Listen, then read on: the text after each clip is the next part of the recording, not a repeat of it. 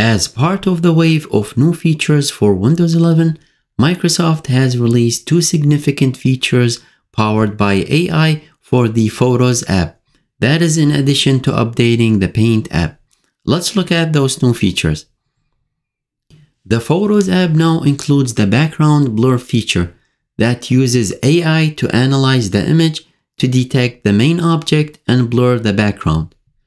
The background blur option appears in the toolbar when editing an image.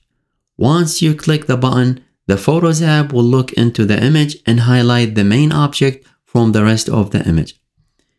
Using the side panel, you can choose the intensity of the blur. Also, you can turn the selection brush tool toggle switch to reveal additional options. For example, you can choose the select area option and then configure the brush size and softness settings to edit the area you want to blur. Or you can use the deselect area to remove the areas that shouldn't be blurred out. After you made the changes, you can use the apply button to commit the modifications. If you use the Photos app to access your pictures from OneDrive, you will be able to find images more quickly now.